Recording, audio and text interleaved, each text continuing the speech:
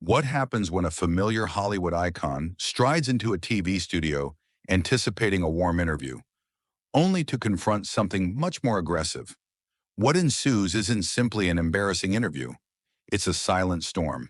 And by the end of it, damage is done that cannot be undone. Now, perhaps you've had a moment like that yourself. You enter a room, smile graciously, play the role that's required of you, and then, without warning, someone throws a curve. They push a little too hard, say a little too harshly, and you're no longer having a conversation, you're up for defending your dignity. That's what occurred here. The set was laid out like it always was. Bright lights, beaming hosts, a worn-out chair facing the panel.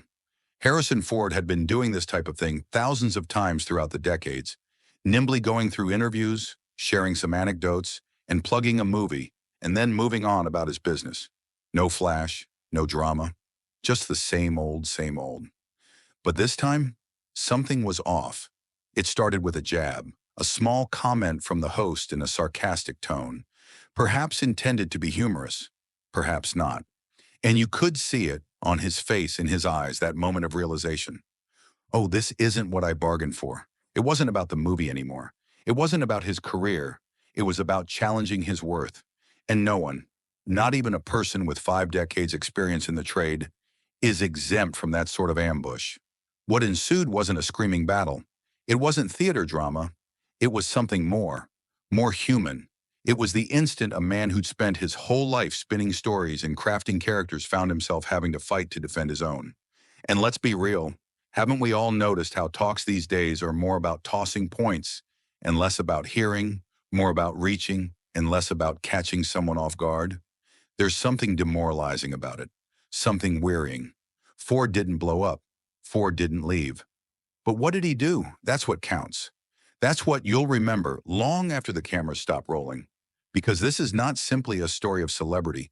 It's a story of respect, of aging with honor, of holding your ground when the world appears to be eager to dismantle you for sport. And if you've been watching Harrison Ford since the days of Han Solo and Indiana Jones, or if you're simply someone who's gotten weary of the way we devour one another in public, it resonates, so bear with me. Because what transpired on that studio set wasn't merely a fiery exchange. It was a moment that pulled away the veneer and revealed to us something unvarnished, something authentic. And in an environment so full of din, such honesty is precious. Let's examine what actually occurred and why it's important. What has happened when a very popular Hollywood actor finds himself facing off against a talk show host who appears to be more interested in shocking buttons than asking questions? Well, you're about to witness one of the most cringeworthy moments to ever be aired on live television. Harrison Ford, the iconic actor who brought to life Han Solo and Indiana Jones, stepped onto the set of The View anticipating a standard promotional interview. Nothing unusual, just another media halt to discuss his new film and maybe some tales. But what transpired was anything but ordinary. Before we dive into this jaw-dropping moment, be sure to subscribe and let me know in the comments what you think of how this moment went down. Because believe me, it's a doozy. The studio lights were harsh, almost blinding, as Ford sat down in front of the host panel. This wasn't unfamiliar ground for him. Through the years, he'd done his share of interviews, romancing the crowd, flashing a smile or two, hawking his work. He knew the routine. This was to be an easy, chatty interview. But from the first time Joy Behar spoke, the mood took a high, sharp tone. Well, look who we have here, Joy said, sporting that signature smirk of hers. Harrison Ford, the man who's built a career on repeating the same guy repeatedly. You could sense the change in the room. The other hosts shifted uncomfortably in their seats. This wasn't exactly the sunny welcome they'd rehearsed back in the pre-show rundown. Off stage, Ford's publicist experienced a panic attack. She'd actually sat down with the producers beforehand to warn them to keep things light, cheerful, and professional. Up until now, that memo had gone out the window. Ford's face hardened ever so slightly, but he remained cool. His calm, measured tone had the authority of a seasoned veteran. Sorry, Joy, but I think there's been some confusion. I'm afraid you must be thinking of someone else. I've played a pretty diverse bunch of roles over the years. Joy didn't skip a beat. In fact, she leaned in, obviously enjoying herself. "Oh, really?" she replied with a teasing smile. "Let's see. You've got the grumpy pilot of Star Wars, the grumpy archaeologist in Indiana Jones, and the grumpy detective in Blade Runner. It's a pattern, wouldn't you agree?" The crowd fell silent. You could hear the quiet spreading out through the studio. This was no longer light teasing. This was sharp and tense. Ford looked over at the other hosts, hoping silently that one of them would jump in and change the subject or toss a lifeline. But they just sat there motionless. No one spoke. "Joy," he said, his voice now laced with a definite edge. "I came here to discuss my new film. Perhaps we could stick to that instead of whatever agenda you have today." But if Ford hoped that would silence her, he was mistaken. Joy was not going down. In fact, she was just beginning. "I don't have an agenda, Harrison," Joy replied, folding her arms. "I'm just calling it like I see it. You've been coasting on the same handful of roles for decades. When was the last time you actually challenged yourself as an actor?" The question hit like a slap, harsh, unforeseen, and unable to be avoided. It didn't sound like criticism. It sounded like a jab. Ford had experienced difficult interviewers before, but this stung. This sounded like it was directed at him personally. It sounded like it was an intentional effort to bring him down, in front of a national audience nonetheless. His normally calm voice began to tremble. Barely. "You know what, Joy," he told her, struggling to contain his anger. "I've been acting for more than 50 years. I've done some of the best directors in the history of cinema. I've played carpenters and presidents.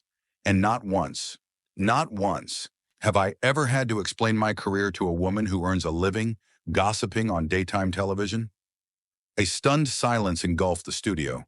The whir of cameras was the only sound in the room for a moment. You could have heard a pin drop. Joy's cheeks flushed. But instead of backing down, she leaned in closer. "Gossiping? Do you think that?" "I'm asking honest questions, Harrison. Questions your fans deserve to be answered. Or are you too much of a prima donna to stomach a little criticism?" Ford rose from his seat slowly. The scrape of his chair across the floor sliced through the air like a threat. Everyone remained motionless, watching, waiting.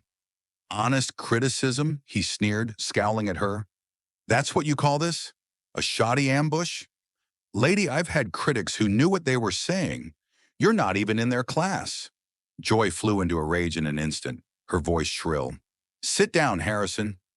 You don't get to barge in here and scare me just because you're some hotshot film star. This is my show, and I'll ask whatever questions I want." Ford leaned in a little, his tone now a growl. "Your show," he growled. "Your show is a joke, Joy. You waste your days tearing down those who do create something, and you give nothing in return but bitterness and noise. At least when I play a crank, I'm getting paid to do it." By that time, the other co-hosts, who had been stuck in shock, finally chimed in, stammering efforts at diffusing the situation, but it was much too late. The moment had blown, and Joy Behar was not going to let it blow away. "Oh, that's it, is it?" she shot back. "You're better than everyone else, you think. You think because you managed to have a couple of blockbuster pictures, you can patronize the rest of us? Well, let me tell you something, Mr. Ford. Your best are already behind you, and everyone knows that." That was the line. Ford's fists clenched at his sides. For a moment, he appeared to lose it. Then the air in the studio was full, charged with tension. No one breathed. The comment about his best days hit like a gut punch, and you could feel it. The entire audience went silent, frozen. It was the kind of moment you don't just watch, you experience it. The kind that stays with you long after the cameras stop rolling. Ford's publicists, frantic, started flailing wildly at the producers, but they were too shocked to move. No one could have anticipated this, not like this. This wasn't just an uncomfortable exchange anymore. This was a breakdown on live television, a moment of television history, though not the sort anyone wants to be remembered for. Harrison Ford gradually swung around to Joy. His piercing eyes narrowed with that unmistakable intensity that fans had witnessed thousands of times on the big screen. But only this time it wasn't an actor. It was real, raw, and intensely personal. This was not a film. This was real life. And the anger welling up in Harrison Ford's eyes wasn't part of a script. It was real. My best days are behind me? Ford whispered the words again. His tone was a whisper, but somehow had more power if he'd yelled it out. Best days, Joy. You want to discuss best days? Fine. Let's discuss yours. When were those? Back when you were bombing on stage doing stand-up nobody laughed at? Or was it when you were holding on to being relevant by tearing others down who actually did something? Joy's mouth fell open. This was obviously not the response she had anticipated. Perhaps she had thought that he would storm off. Perhaps she thought that he would swallow the insults and remain polite. But Ford was not going to back down from this, and now he was taking it on the attack. How dare you, she stuttered. The characteristic steel in her voice faltered. You know nothing about my life, or my career. I know enough, Ford said, standing over the panel but still towering over them, his voice now cutting and biting, like a jury delivering a verdict.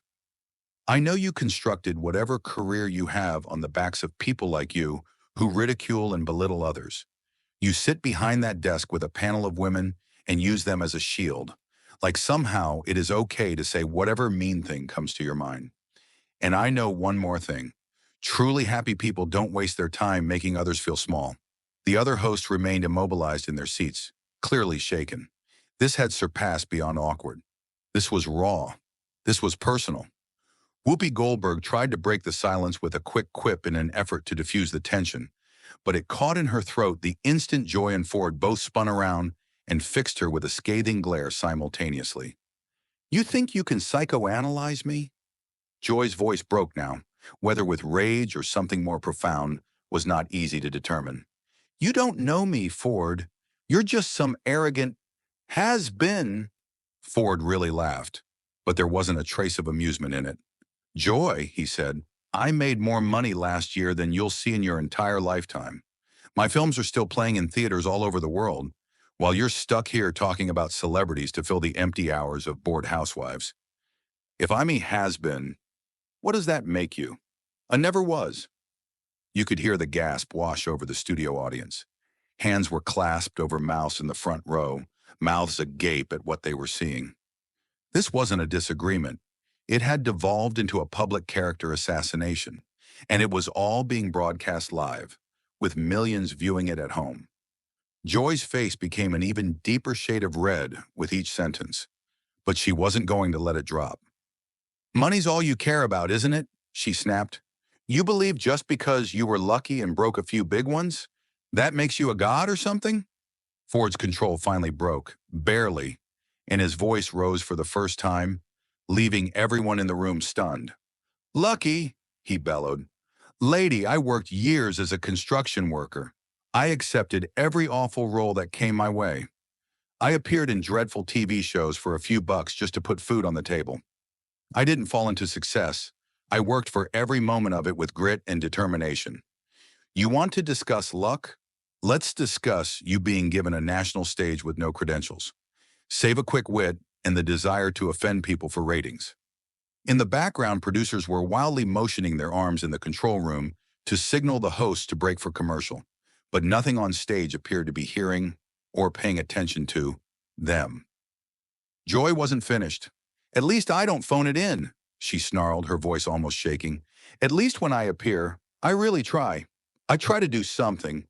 I don't just take a paycheck and mumble through the same old shtick. The air in the studio had thickened with tension, so thick you could almost feel it weighing down on everyone in the room, and yet neither of them was giving an inch.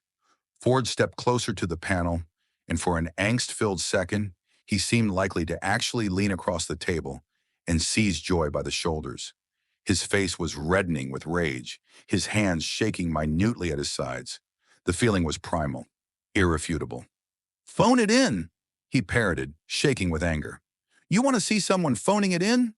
Take a look around you, Joy. Look at this sorry excuse for a TV show. You sit around day after day discussing other people's lives because, let's be honest, yours isn't worth talking about. His words were like a knife. Try? Interesting? You call this trying? You call this interesting? He went on, sweeping his arm around the studio.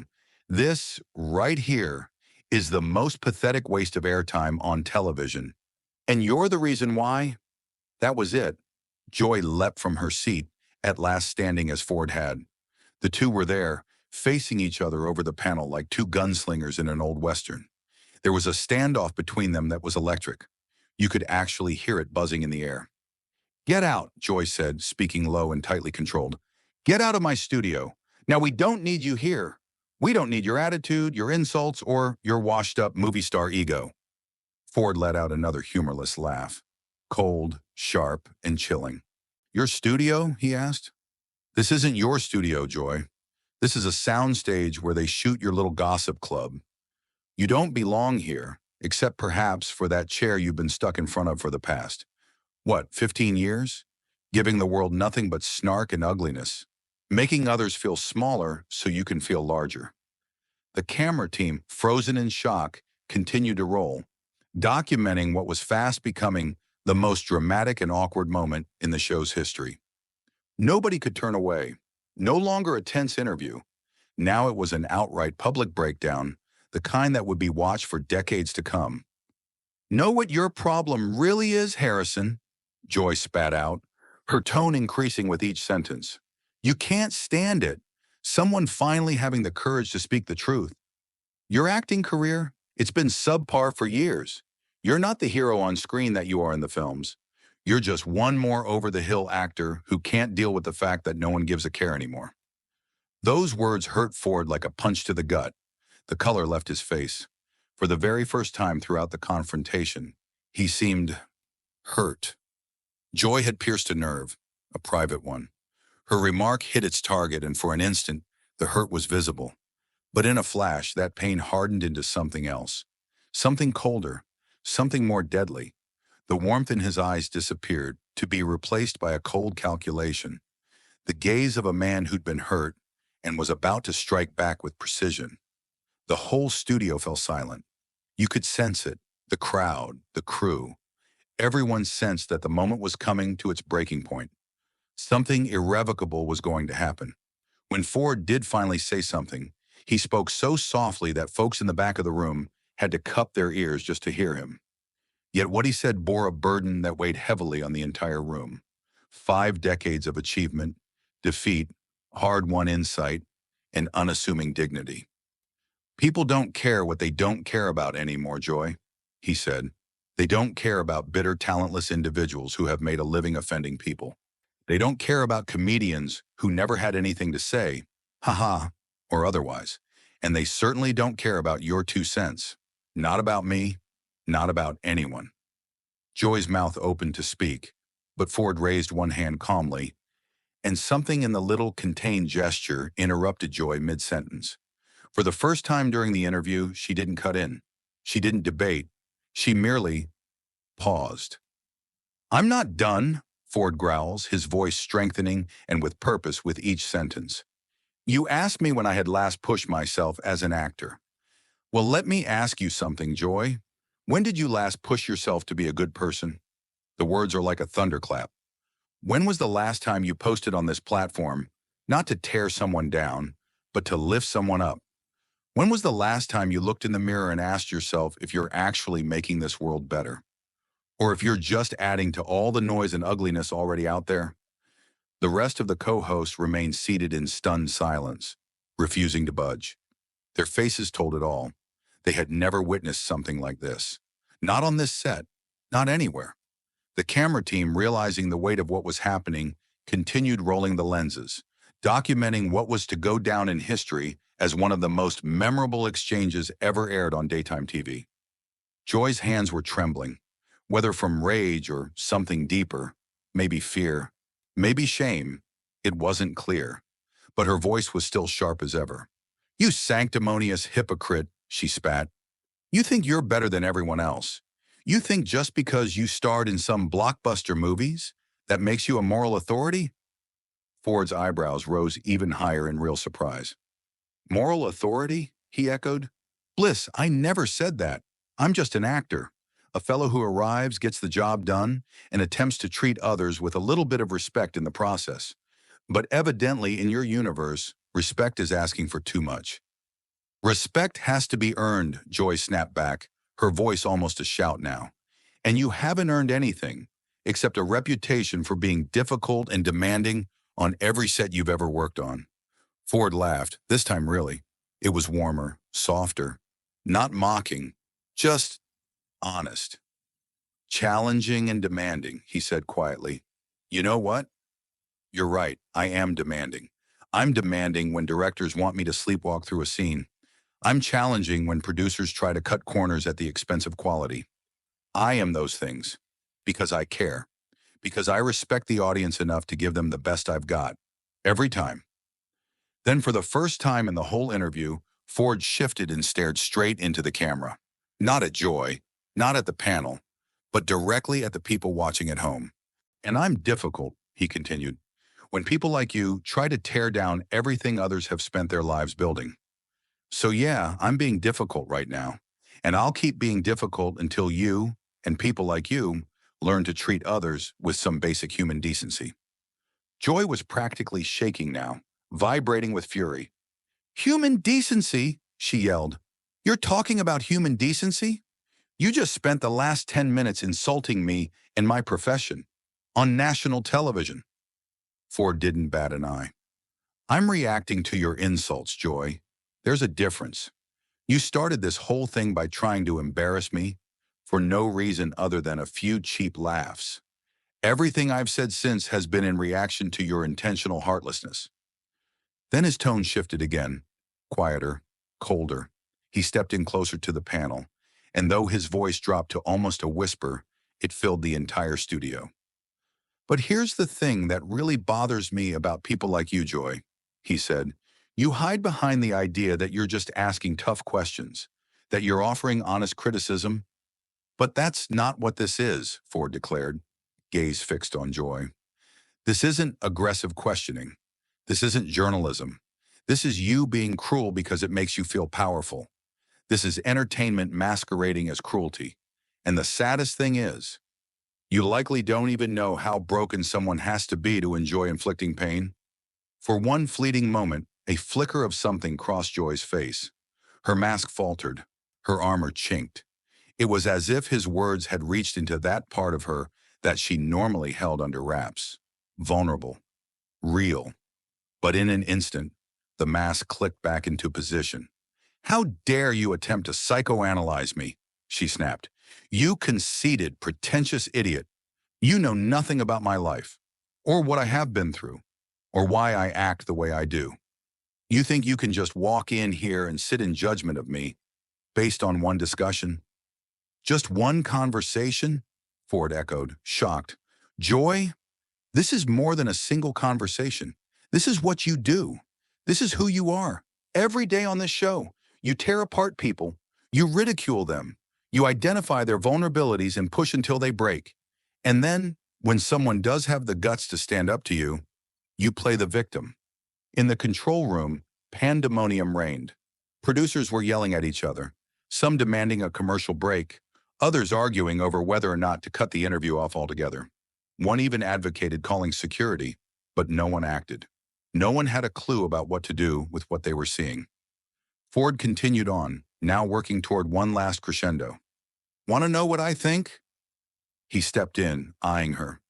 I think you're bitter. I think you're jealous. Jealous of everyone who's gone out into the world and created something of worth with their life. And you've remained right here, in that same chair, day after day, gossiping, judging, and spewing out negativity like it's your sole existence. Joy was shaking now. Jealous? She spat. Jealous of what? Your failing career?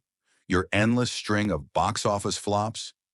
Your desperate attempts to stay relevant in an industry that's clearly moved on without you? Ford didn't flinch. No, Joy. You're jealous of the fact that when people think of me, they smile. They remember characters that inspired them. They remember stories that brought wonder, joy, excitement. When they think of you, what do they remember? What legacy have you built, besides making people feel small? That final question hung in the air like a challenge. Heavy, unavoidable. Joy opened her mouth, then closed it, then attempted again, but there were no words. For the first time during the interview, she was quiet, totally quiet. Ford nodded slowly, a nearly sad smile on his face. That's what I thought. He leaned in just a little toward the camera. You know, I came here today to discuss a film that I am proud of, a film that I believe in, something that may bring people a little bit of joy, perhaps even give them a couple of hours of relief from their everyday existence. That's what I attempt to do, inject a little bit of magic into the world. And then, with a grand sweep of his arm, he pointed at the studio set, his voice dripping with irrefutable disappointment. But this is where magic dies.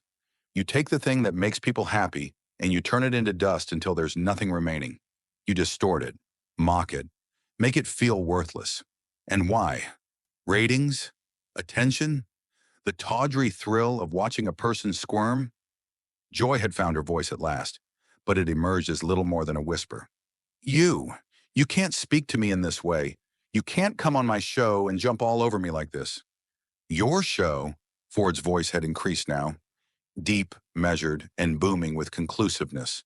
This is not a show, Joy. This is a public execution flavored with commercial breaks. This is a court of judgment, administered by individuals with no right to sit on a bench. I'm not going to sit here and let you mood-rake me for the amusement of your audience, Ford replied softly, but with resolve. He turned and moved towards the edge of the stage. But before he was out of sight, he halted. One last time, he glanced back. You know what the sad part is? He said, his voice calm, nearly introspective. You probably believe you won today, that this confrontation is excellent TV, but all you've done is reveal to the world exactly who you are, and that is not a pretty picture. Joy was standing now, gesturing at him angrily. Don't you dare walk away from me, she yelled. Don't you turn your back on me when I'm speaking? Ford stopped, still turned around. I'm not walking away from you, Joy, he said softly. I'm walking away from this toxic space you've created. I'm walking away from the kind of television that makes the world a meaner, more miserable place. And most of all, I'm walking away from people who confuse cruelty with entertainment. You think you're above us, don't you? Joy shouted after him. You think you're too good for this program. For me, for all of us here. Let me tell you something, Mr. Movie Star Big Shot. We don't need you. We never needed you. Ford turned back to her once more, his voice now peaceful once again, but carrying a depth that only years of working and wisdom could provide.